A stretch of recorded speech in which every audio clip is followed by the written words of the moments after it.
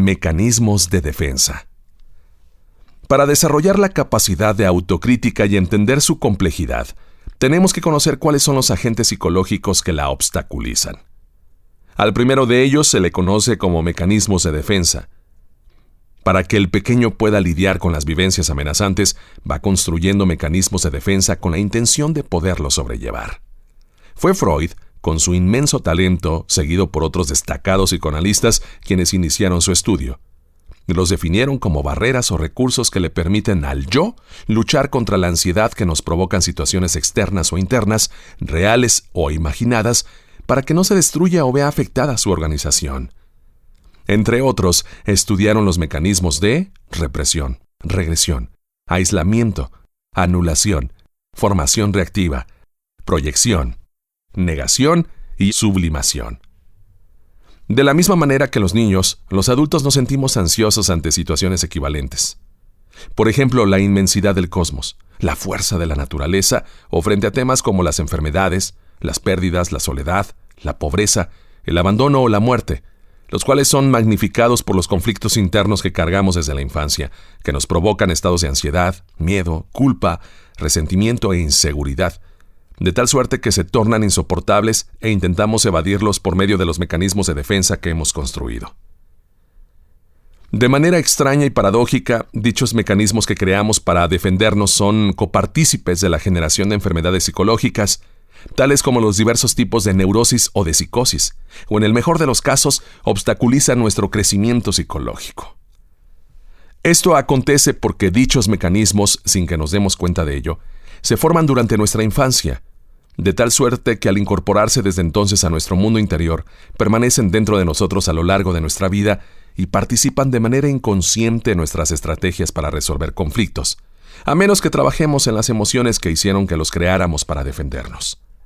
Esto significa que sin saberlo, para enfrentar nuestros conflictos en la vida adulta, utilizamos recursos que nuestro niño construyó para defenderse, los que seguimos empleando de manera inconsciente para manejar los conflictos de la infancia que nunca fueron resueltos y que continuamos trasladando a nuestra vida actual. Las defensas que nos sirvieron de niños como aliadas para manejar montos importantes de angustia, después se convierten en nuestros enemigos. En otras palabras, podríamos decir que las defensas propician aquello de lo que nos quieren defender. Para que puedas comprender con mayor facilidad esta extraña paradoja, cito un cuento que Gaby Vargas relató en una de sus espléndidas cápsulas. Dice así: había una vez un señor que después de varias semanas de dedicarse a sembrar su jardín junto al río con árboles frutales, se sentó orgulloso para disfrutar su obra. Pronto vio que un niño seguido por un perro pisaba sus plantas al perseguir una pelota. ¡Salte de ahí! ¡Fuera!, le gritó enojado. Así que empezó a construir una pequeña barda para evitar el paso de los intrusos.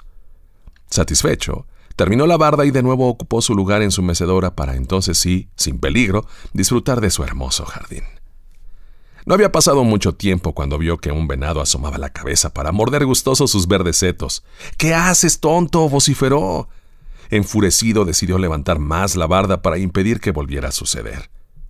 Cuando se disponía a sentarse para entregarse a la contemplación, observó que una parvada se detenía para comer sus manzanas. No lo podía creer. Frenético, decidió entonces techar el jardín por completo para que nada ni nadie lo maltratara. Cuando sacó su mecedora y vio aquella obscuridad carente de vida, sin el sonido del agua y de los niños, sin la vista de los pájaros y los animales, se dio cuenta de su error y de su soledad. Fue entonces que decidió tirar todo para que una vez más otros pudieran visitar y disfrutar al igual que él de su hermoso y alegre jardín.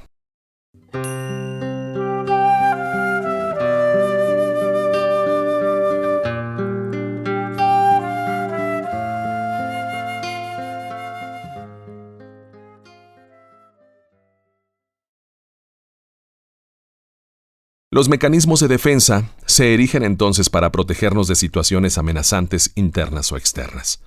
Pero terminamos pagando un precio muy alto. Siguiendo con el ejemplo del cuento, podríamos decir que si queremos derribar los muros que impiden el paso del aire, el sol y la alegría, entonces tenemos que enfrentar y superar los miedos que dan lugar a que los edifiquemos, de tal manera que les quitemos razón de existir. Es decir, si resolvemos los conflictos psicológicos, no hay necesidad de defendernos de ellos. Hay que trabajar con la causa que son nuestros miedos, culpas, angustias, resentimientos e inseguridades. Una vez hecho esto, no habrá necesidad de invertir energía para mantenerlos. Cabe señalar que los mecanismos de defensa no son necesariamente patológicos. Con frecuencia las personas nos enfrentamos a realidades dolorosas, de tal suerte que estos nos ayudan a superarlas. Solo se vuelven problemáticos cuando las emociones como el miedo, la culpa o el resentimiento que albergamos en nuestro interior son muy intensas y permanecen fuera de nuestra conciencia. Generan angustia y como son inconscientes, se tornan rígidos. Quiero compartirte otro cuento que nos ayuda a entender los inconvenientes de ciertos mecanismos de defensa. La seguridad del molusco. Un molusco estaba muy orgulloso de su caparazón. Le decía a un pez: «Sí, señor, el mío es un castillo muy fuerte. Cuando lo cierro, nadie puede hacer más que apuntarme con el dedo». Así, mientras estaban hablando, se sintió un chapoteo. El pez huyó prestamente mientras que el otro se encerró en su envoltorio. Pasó un buen rato y el molusco empezó a preguntarse qué había sucedido. Como todo parecía muy tranquilo, abrió sus valvas para indagar y notó que ya no se hallaba en su medio habitual. Efectivamente, estaba en el puesto de un mercado junto a cientos de otros animales semejantes a él, en el que se encontraba un letrero que decía 200 pesos el kilo.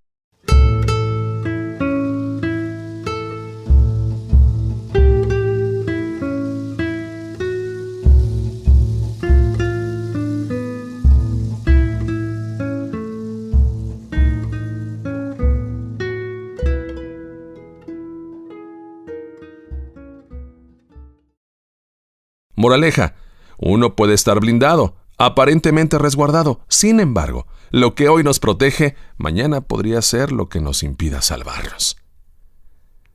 Por lo tanto, las defensas no son la solución. Se convierten en un paliativo que alivia de manera efímera nuestra angustia.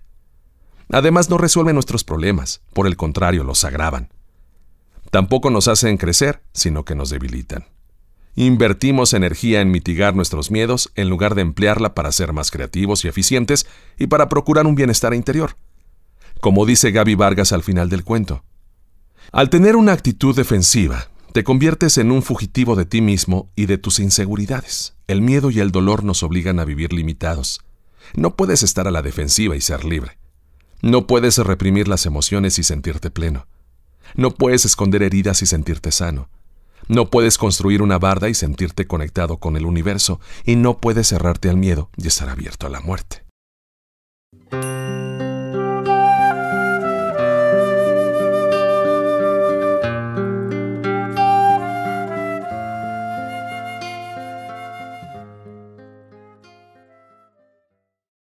El segundo aspecto que tenemos que considerar para el desarrollo de la capacidad de autocrítica es la condición humana de la dualidad, que nos indica que todos tenemos una parte luminosa, cualidades, virtudes, talentos, y otra oscura que llamamos sombra, constituida por carencias, defectos, limitaciones, miedo, culpa, resentimientos e inseguridad, que para efecto de hacerlos más elocuentes y accesibles, podemos llamarles nuestros bichos, dragones, demonios, basura psicológica, mugre emocional, etc.